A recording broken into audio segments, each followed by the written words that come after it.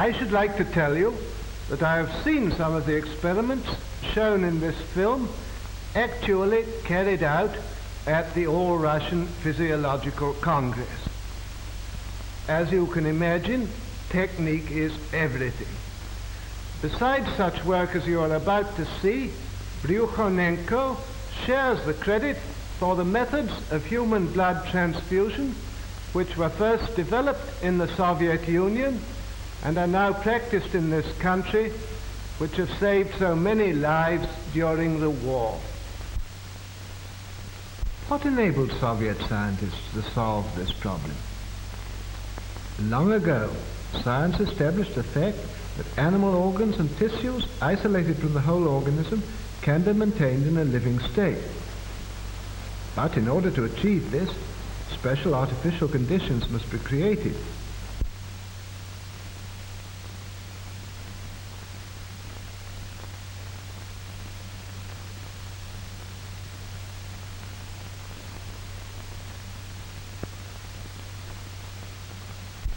Isolated organs can be brought to life even though they've been removed from the animal's corpse some time after death.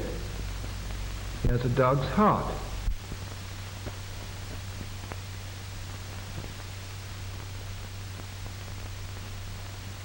It can function as well in artificial conditions as in a living organism, and for this purpose, blood is introduced into the cardiac vessels. The isolated heart beats just as it did a few hours previously in the living dog.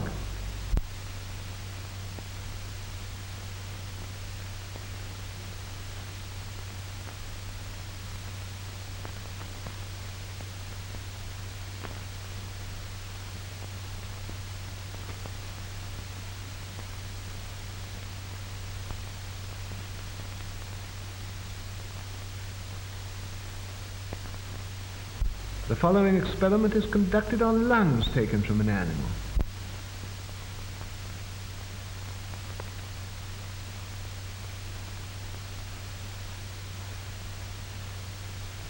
Bellows distend the lungs and fill them with air.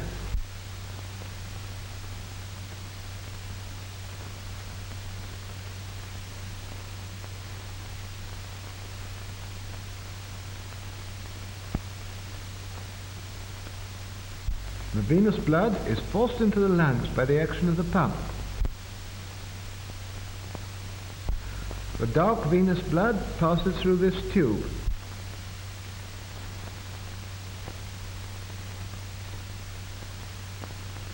In the lungs, it takes up oxygen and becomes arterial blood.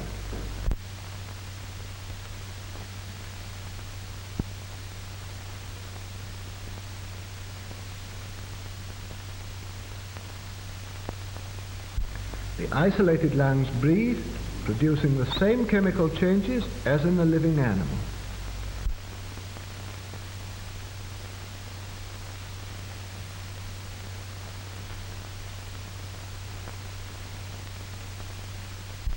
An animal's head can also live in the isolated condition. Here is the plan of the experiment.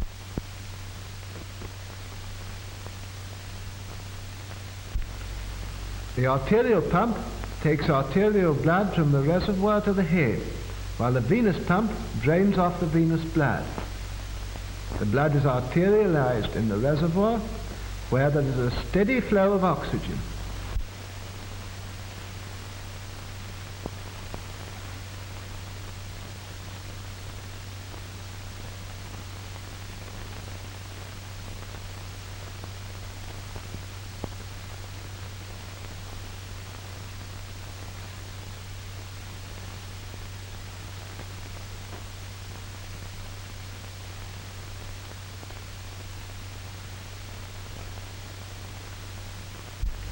The artificial blood circulation ensures the metabolism necessary for the life of the head.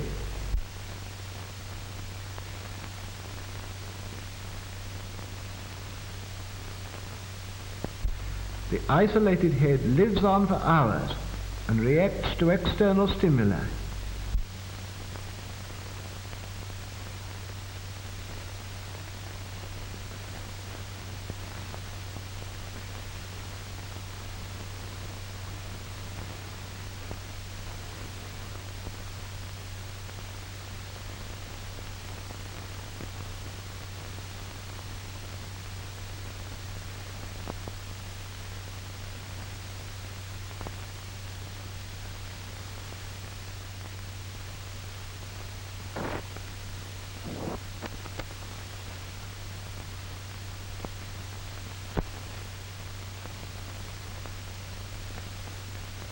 The isolated head even reacts to light and to sound.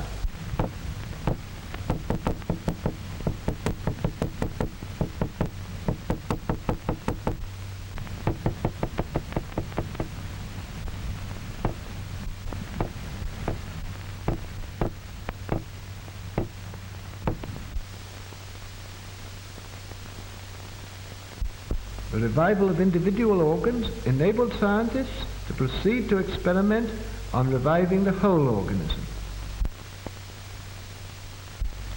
The revival of the whole organism can be achieved with the help of an apparatus called the autojector.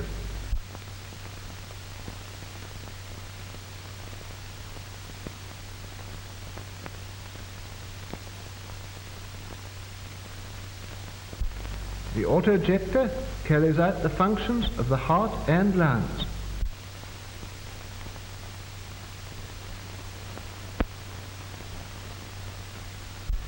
As we know, the heart, by its rhythmical contractions, supplies the body with arterial blood rich in oxygen.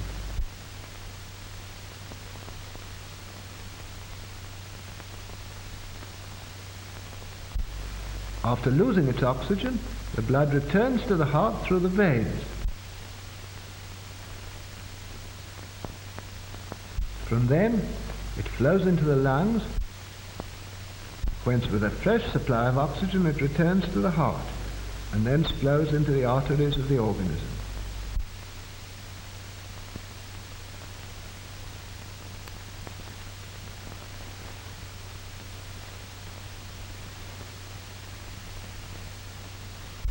The autojector works on the same principle. The apparatus includes a system of pumps for supplying blood and drawing it off.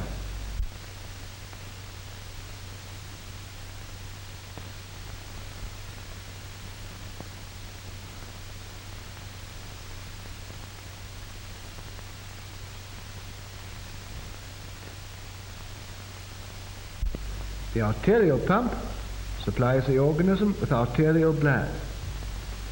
When the blood has given up its oxygen, the venous pump draws it back into the reservoir. Here, just as in the lungs, it's enriched with oxygen and returns into the organism. The blood passing into the arteries of the body ensures the necessary metabolism. In this way, the autojector can perform the work of both the heart and lungs.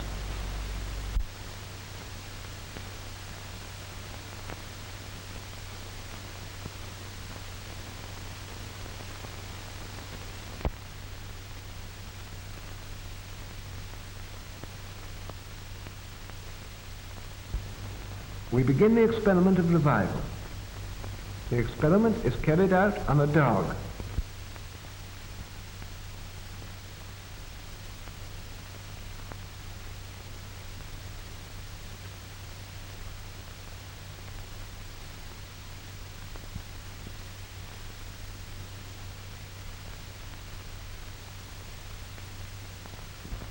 A substance which prevents clotting is introduced into the animal's blood.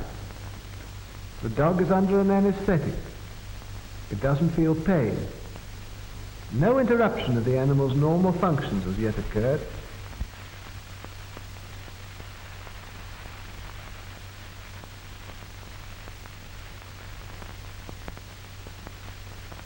The dog reacts to touch. Its pupils are normal.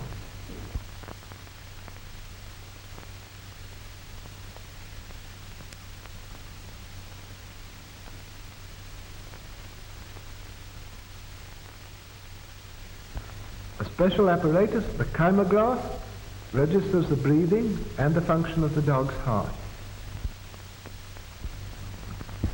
The pulse and breathing are normal.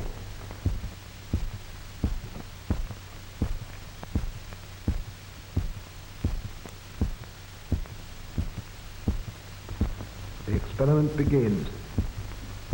All the blood is drained off through the carotid artery.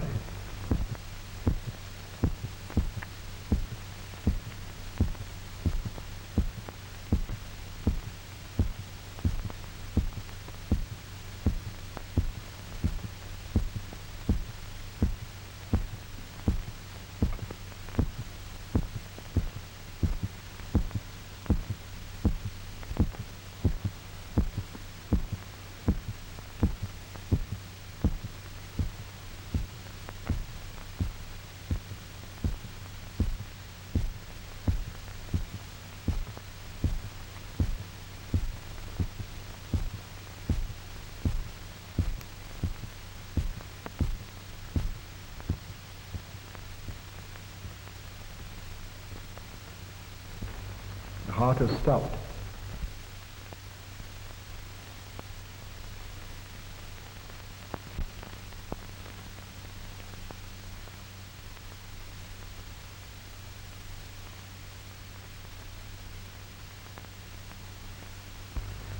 This is one of the animal's last gasps.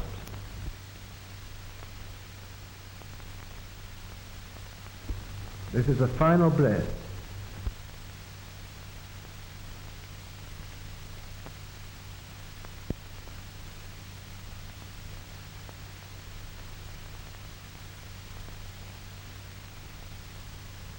The dog is dead.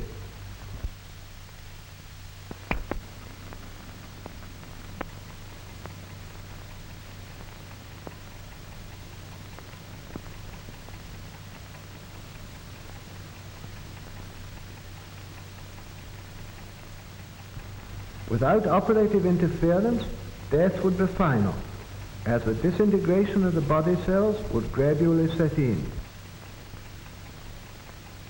The autojector is being attached before starting the revival. The arterial pump is connected with the artery.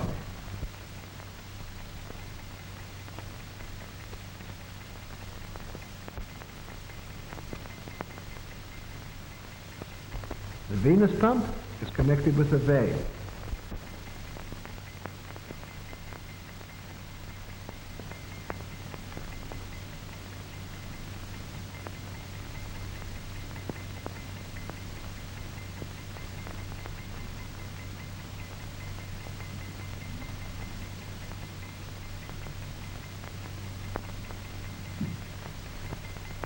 Ten minutes have elapsed since the animal died.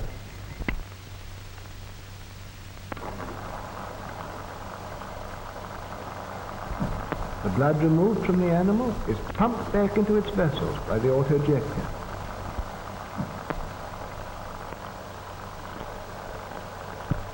The autojector ensures a normal blood circulation in the organism, replacing the action of the dead heart and lungs.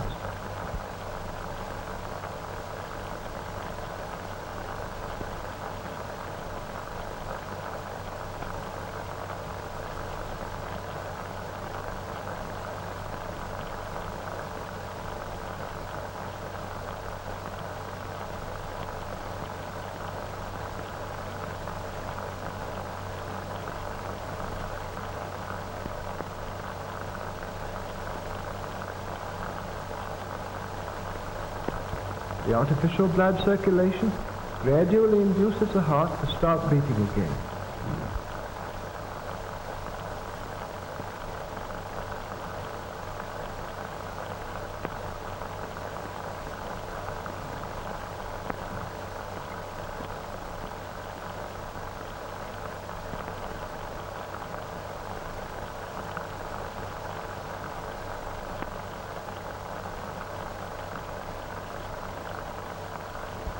The heart's action begins to be normal.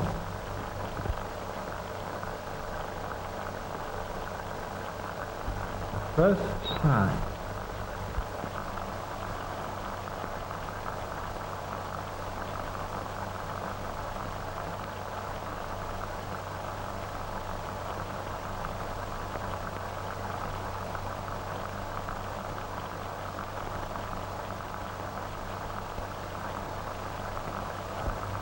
The respiration is gradually restored.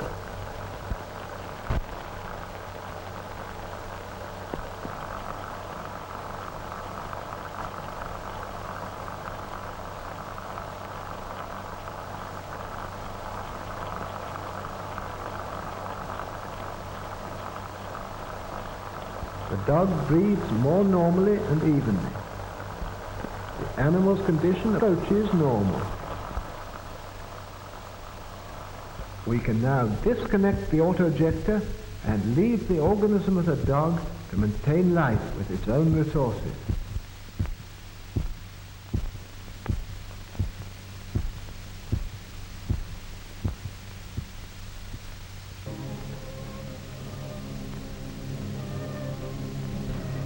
The dog soon shakes off the effects of the anesthetic. The dog is still weak, and can't move.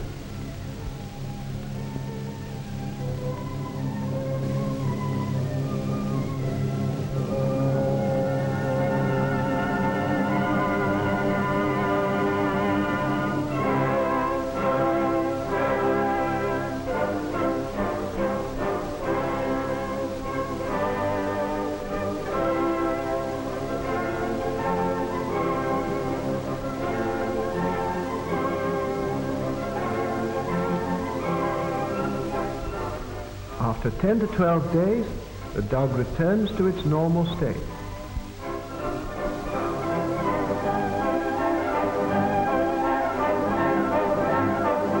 After the experiment, dogs live for years, they grow, they put on weight, and have families.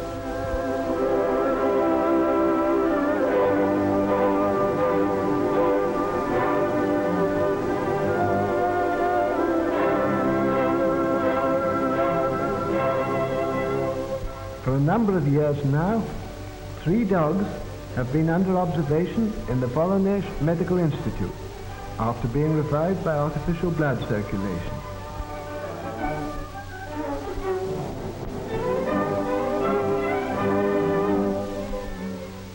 This dog, Bunny, was revived in 1939 after having been dead for 8 minutes. Black Ears is the offspring of revived parents. She herself was revived in 1939 after 11.5 minutes of death. Naida was revived in 1938 after 15 minutes of death.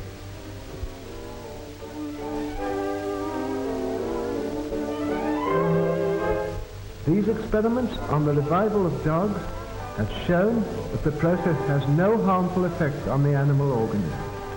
The question of the revival of animals is one of the most interesting problems in physiology today. Experiments on revival have added to the valuable store of our knowledge of experimental medicine.